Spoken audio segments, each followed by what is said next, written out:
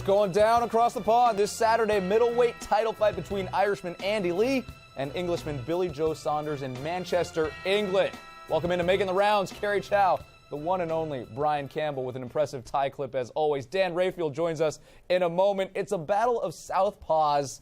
Lee, the man with the belt, and I would say Saunders, the undefeated guy, maybe a little belt envy. Oh, hey, look at that. Right? I think he's got some belt envy. Andy Lee, Brian, hasn't fought in 8 months. We last saw him in a draw against Peter Quillen. That was his first title defense. How does he make sure title defense number 2 goes better? I think what you saw in that title defense in April with Peter Quillen was a lot of circling, a lot of tenseness, a lot of passivity from both fighters. Look, outside of the many moments where they went to war and combined for 3 knockdowns, there was a lot of respect for each other's power, maybe too much respect, and it ended in a draw. I think the difference in this fight when you're looking at with Saunders, he doesn't have the same power as Quillen to make Lee have to have that same respect. I think it offers Andy Lee an opportunity, if he can get his punches off, to really establish himself as the bigger fighter, to come over the top and have a much better performance, learn from that lesson. This fight had been rescheduled a couple times, put that layoff away, and maybe for him get a victory. Always got to learn from your lessons. Dan, these two originally scheduled to fight in September back in Ireland, but Lee got sick. Then it was rescheduled for October. That also didn't happen, obviously. How will all the postponements affect the fight in the ring? I don't think that has much to do with that at all. These guys are professionals.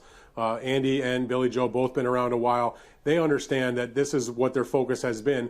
And so they had to restart the camps. If one was injured, one was sick, then they're pros. They'll get back in the ring. They're ready to go. I don't think the layoff has anything to do with it. In fact, Billy Joe Saunders, because of the layoff, because of the postponements rather, he did get in one real quick fight against just a very, very low-level tune-up opponent just to get in the ring, move around a little bit, and get the guy out of there in a few rounds. So I don't think the layoff means anything. Both guys, I believe, are focused. They've wanted this fight. There's a little bit of a rivalry there because one guy's from Ireland, one guy's from England. They know what's at stake. Obviously, the title and what goes along with that, but they also know that the winner is going to put himself in position for a mega fight because they're going to be a wanted man.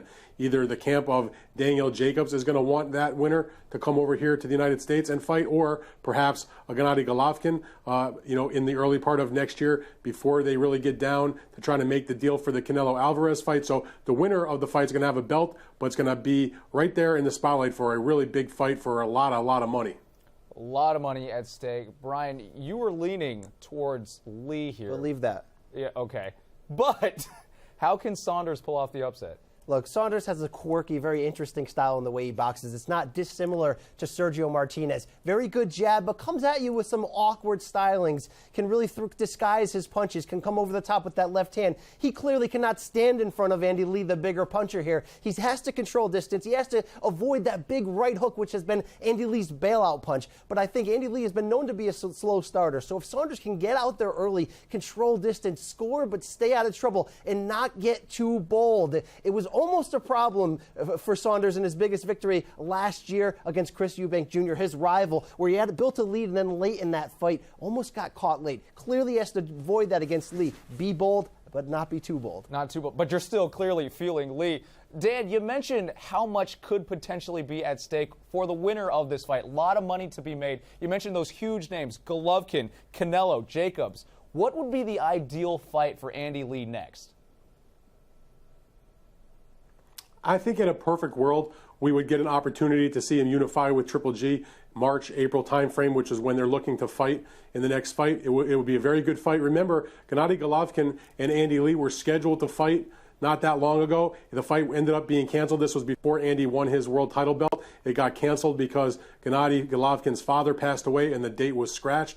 So it's not like Andy Lee is not willing to do the fight. Billy Joe Saunders, I believe, he's willing to fight guys. He fought Eubank. He's happy to fight Andy Lee. He says he wants to fight the bigger names. So I do think that the winner would be willing to fight Golovkin. There's no network entanglements, I don't believe. I know this fight on Saturday is on Showtime Extreme. They may have an option on the winner for the next fight, but I don't know if that would stand in the way of it being on HBO, which is Golovkin's network. And by the way, if it turns out that the winner is going to look to do a fight with Danny Jacobs, they could put that fight in New York. That'd be a big fight also.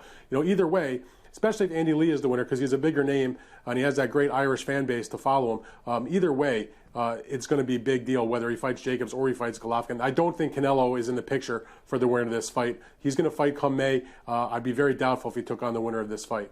But it on its own, Billy Joe Saunders and Andy Lee should be a good fight, and certainly the winner will be involved in something much, much bigger, even beyond this one. Lee Saunders, Saturday night in the UK on Showtime Extreme. Winner of that fight perhaps gets a wallet like yours, Brian Campbell's. A big one with not a lot in it. Let's be honest. That's not what I'm saying here. That's going to do it for this edition of Making the Rounds. He's Brian Campbell. Dan Rafael, thanks as always. I'm Cary Chow. We'll see you next time.